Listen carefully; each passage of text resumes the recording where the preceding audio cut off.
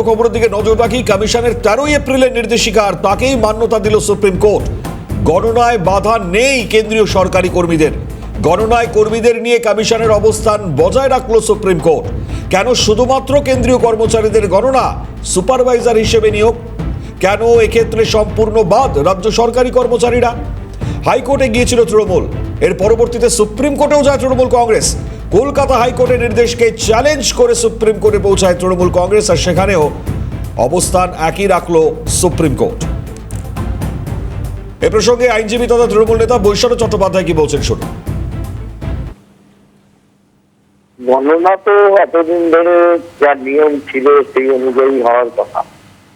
এবার নির্বাচন কমিশন রাজ্য সরকারের কর্মচারীরা রাজ্যের রাজ কর্মচারী, কেন্দ্রীয় সরকারি কর্মচারীরা রাজ কর্মচারী।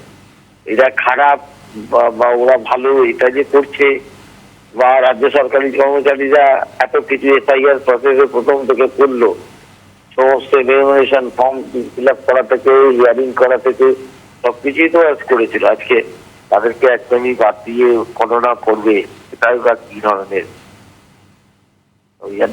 সুপ্রিম কোর্ট অর্ডার দিয়েছে। আমাদের দেশের সর্বোচ্চ আদালতকে ডিসাইড করতে পারি না, দেখা যাক দিয়েছে কাগজে দেখবো, অর্ডারটি না দেখেই বলা সম্ভব না। কি বলছেন আইনজীবী তথা বাম প্রার্থী বিকাশ রঞ্জন ভট্টাচার্য? যেটা স্বাভাবিক সেটাই সুপ্রিম কোর্ট বলেছে। নির্বাচন কমিশনের সাংবিধানিক দায়িত্ব সুষ্ঠুভাবে নির্বাচন সম্পন্ন করা। সে দায়িত্ব পালনে তারা ব্যর্থ হলে নিশ্চয়ই আদালতে যাব, আদালত হস্তক্ষেপ করবে।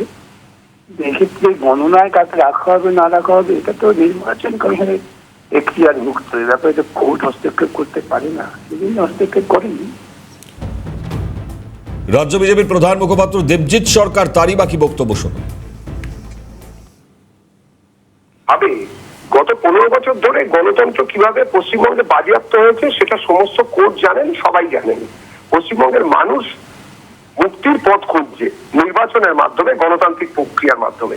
সেটাকেও কার্যত চ্যালেঞ্জ করার চেষ্টা করেছে তৃণমূল কংগ্রেস তাদের পেটোয়া ফ্রন্টাল অর্গানাইজেশন হিসেবে কাজ করানোর জন্য, যাদের রাজ্য সরকারি কর্মচারী যে ওদের সংগঠন আছে তাদের মাধ্যমে, এবং তাদেরকে বিভিন্ন জায়গায় নির্বাচনের সময় বসানোর চেষ্টা করেছে। কিছু ক্ষেত্রে সফল হয়েছে, কিছু ক্ষেত্রে বিফল হয়েছে।